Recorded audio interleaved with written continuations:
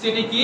আল্লাহ নবী সাল্লাল্লাহু আলাইহি ওয়াসাল্লাম শিখিয়ে দিচ্ছেন, সবাই বলবেন সুবহানাল্লাহি ওয়া বিহামদিহি সুবহানাল্লাহিল আযীম, সুবহানাল্লাহি ওয়া বিহামদিহি সুবহানাল্লাহিল আযীম। এর কেমন ফজিলত?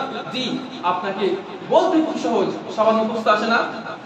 সবার মুখস্থ আছে আশা করি। এটা মুখস্থ করে নিয়ে ফজিলত কত? যখন আপনি মারা যাবেন, আপনার কিয়ামতের দিন যখন আপনার দাড়িপাল্লায় নেকি আর বদ হিসাব করা হবে, যখন নেকি আর গুনাহ হিসাব করা হবে, একদিকে গুনাহ চলবে একদিকে নেকি চলবে, আপনি যদি এই দুনিয়াতে এই কালেমাটা বারবার তেলাওয়াত করতে থাকেন, পড়তে থাকেন, 5 ওয়াক্ত নামাজের পরে, লাইলাতুল কদরে যে কোনো সময় পড়তে থাকেন, এটা হচ্ছে জিকির আজকার, আপনি যদি পড়তে থাকেন আপনার লাভ কি? অতীব সহজ ছোট্ট একটা কালেমা, কত কত লাভ হবে কিয়ামতের দিন যখন আপনার নেকি চড়া হবে, গুনাহ চড়া হবে, তখন আপনাকে যখন এই কালেমাটা চড়ানো হবে আপনার নেকির পাল্লার দিকে, আপনি দেখবেন যে সেই পাল্লাটা ঠেকতে ঠেকতে ঠেকতে ঠেকতে নিচের আসমানে ঢিলে গেছে, গুনাহ পাল্লাটা উপরে চলে গেছে। এত ভারী এই কালেমাটা, এত ভারী, মানুষের মুখে বলতে খুব সহজ, অতীব সহজ, কিন্তু খুবই ভারী নেকির পাল্লা।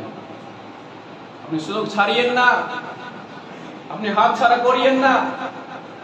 কিছু কিছু কাজে আসবে না আপনার জন্য, এই আমলগুলো কাজে আসবে।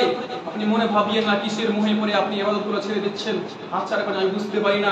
চলুন আল্লাহ তাআলা পবিত্র কোরআনে বলছেন সূরা তাকবীরের মধ্যে কি বলছেন? ইয়া আইয়ুহাল ইনসানু মা গাররাকা বিরাব্বিকাল কারীম। আল্লাহ বলছেন, হে মানুষ, কিসে তোমাকে তোমার মহান রব থেকে, কিসে তোমাকে তোমার মহান প্রতিপালক থেকে আমার